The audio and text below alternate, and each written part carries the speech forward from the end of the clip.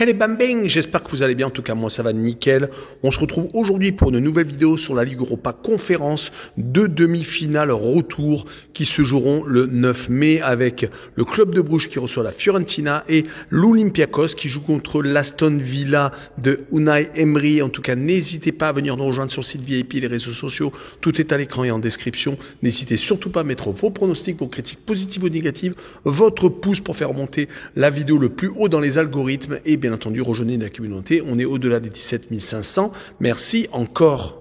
Et on commence par un match décalé, j'ai dit que les matchs se déroulaient le 9 mai, je me suis trompé, c'est la première demi-finale retour le 8 mai avec donc le club belge contre la Fiorentina, avec le club belge qui a failli accrocher le point du match nul lors du match aller, mais malheureusement ils ont pris un but dans les arrêts de jeu, en tout cas ça a été très serré, donc une victoire 3-2 des Transalpins. Mais quand on voit la forme du club de Bruges actuellement, on se dit qu'ils peuvent tout à fait renverser la situation. Sur les 10 derniers matchs, toutes compétitions confondues, c'est 9 victoires, 1 nul et une seule défaite, donc lors du match aller. Sinon, ils ont réussi à accrocher quasiment que des matchs sans trembler, avec beaucoup tout de même de clean sheets. 5 sur la série des 10 rencontres évoquées. Mais ce qui est le plus impressionnant, c'est qu'à la maison, sur les 28 matchs disputés, toutes compétitions confondues, ils n'ont perdu qu'à une seule reprise, c'était contre Anderlecht en championnat. Sinon, lors des matchs de Ligue Europa Conférence cette année, que ce soit en qualification en phase de groupe ou en élimination directe, ils n'ont fait que 2 petits matchs nuls et se sont imposés à 6 reprises. Le seul peut-être bémol, c'est qu'ils n'ont pas joué contre des grosses équipes comme la Fiorentina.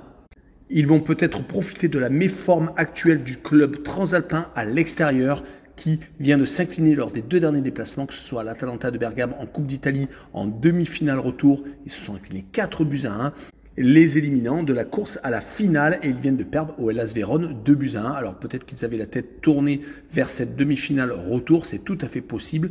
En tout cas, quand on voit leur classement championnat, ils sont 9e et ils sont décrochés des éventuelles places de qualification européenne pour la saison prochaine.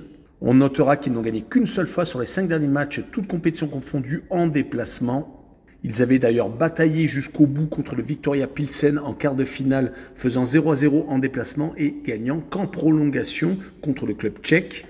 On finira par dire que leur bilan sur les 10 derniers matchs, toutes compétitions confondues, est de 5 victoires, 2 matchs nuls et 3 défaites. C'est plutôt moyen comme bilan, mais moyen plus. Sur cette rencontre, je verrai quand même le club belge s'imposer 2-1. Ce sera peut-être une surprise pour certains. En tout cas, je verrai le draw no bet et le pari remboursé ces matchs nuls avec une cote à 1,76. Et on finira avec cette demi-finale retour entre l'Olympiakos et Aston Villa avec une énorme surprise au match aller. La victoire du club grec 4-2, assez hallucinant de voir le 4e du championnat anglais autant s'effondrer contre le 4e du championnat grec. Mais l'Olympiakos a eu un énorme déclic lors du match retour contre le Maccabi Tel Aviv. Après avoir perdu 4-1 à la maison dans un 8e de finale aller, ils ont totalement renversé la situation et ont finalement gagné 6-1 après prolongation.